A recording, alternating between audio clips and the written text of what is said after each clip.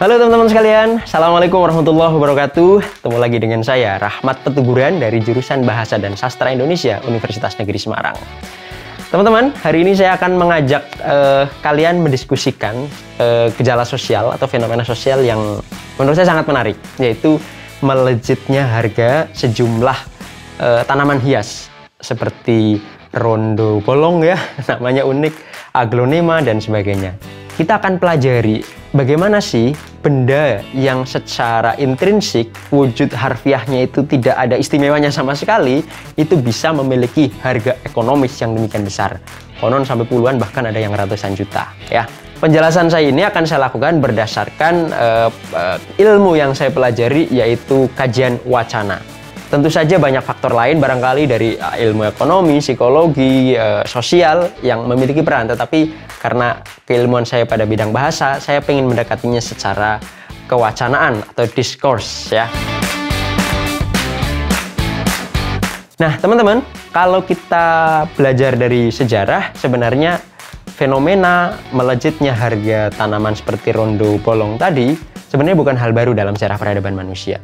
Kalau kemarin ya kita bisa pelajari dari akik, kemudian sebelumnya ada anthurium. Nah, dalam konteks sejarah yang lebih lampau, Yuval Noah Harari mengungkapkannya dalam buku ini nih. Money, Hikayat Uang dan Lahirnya Kaum Rebahan. Mekanisme yang membuat tanaman-tanaman itu menjadi berharga itu sama persis menurut saya dengan mekanisme yang membuat uang dan membuat emas itu berharga. Emas pada dasarnya kan juga tidak memiliki fungsi intrinsik yang signifikan, yang jelas.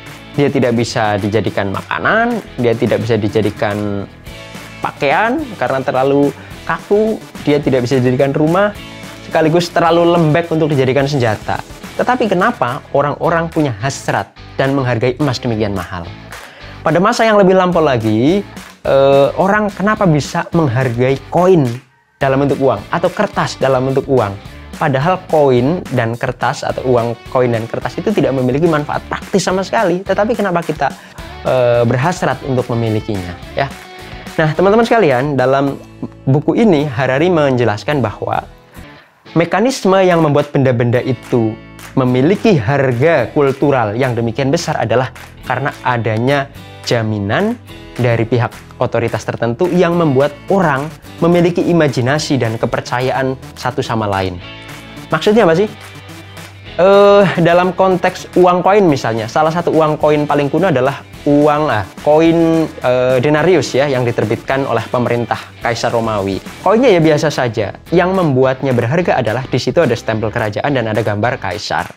Nah, melalui stempel dan gambar kaisar itulah Kaisar memberikan jaminan kepada penggunanya bahwa koin itu memiliki nilai tertentu yang membuatnya bisa dipertukarkan dengan benda-benda lain.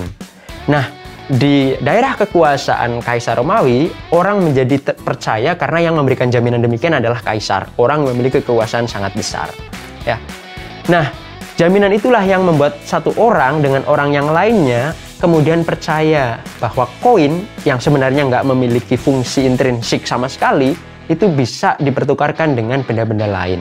Pada masa lampau, hal yang sama itu terjadi ketika manusia menggunakan kerang kuwuk ya, disebutkan dalam buku ini sebagai uang. Kerang kuwuk itu kan juga nggak enak ya, tetapi pada masa itu menjadi alat pertukaran resmi yang bisa dipertukarkan dengan benda-benda lain. Kenapa bisa dipertukarkan? Padahal kerang kuwuk itu tidak memiliki keistimewaan intrinsik apapun.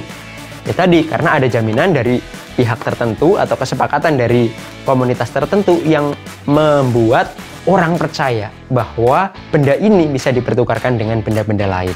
Pada masa yang lampau lagi, kayaknya pada masa Sumeria, digunakan jelai ya. Kalau jelai masih agak masuk akal lah, karena jelai itu makanan yang bisa dimanfaatkan secara biologis ya, untuk mendapatkan kalori, mendapatkan energi bagi manusia.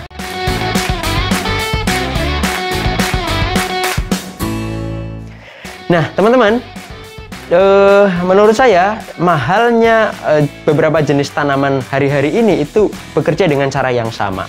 Ada sekelompok orang yang percaya bahwa benda itu atau tanaman itu kelak bisa dipertukarkan dengan benda-benda lain. Kalau konteks hari ini, benda itu bisa dipertukarkan dengan uang, ya. Nah, karena orang saling percaya satu sama lain, maka orang kemudian membutuhkannya, ya. Dan karena itulah kebutuhan pasar menjadi semakin meningkat. Hanya saja dalam konteks uang dan tanaman tadi ada sedikit perbedaan. Kalau uang, baik koin atau kertas, itu dijamin oleh satu lembaga yang secara politis sangat kuat, yaitu kerajaan atau pemerintah. Oleh karena itu, wajarlah orang percaya bahwa uang itu memiliki legitimasi kultural sebagai alat pertukaran, karena yang menjamin adalah pemerintah, raja, orang yang memiliki kekuasaan politis sangat besar, misalnya gitu. Tetapi dalam konteks tanaman hias ini menurut saya unik, karena yang menjamin itu tidak jelas. Siapa yang menjamin bahwa tanaman yang bentuknya biasa saja itu akan tetap memiliki nilai jual yang stabil atau bahkan meningkat dari waktu ke waktu? Nggak ada yang bisa menjamin. Subjeknya, orang yang menjamin itu tidak ada. Nah, karena itulah menurut saya tanaman ini menjadi alat pertukaran yang sangat rapuh. Karena rapuh, maka nilainya bisa sangat tidak stabil. Bahkan dalam hitungan hari atau bahkan jam, ketika satu orang, dua orang, tiga orang mulai tidak percaya, maka harganya dengan sendirinya akan anjlok.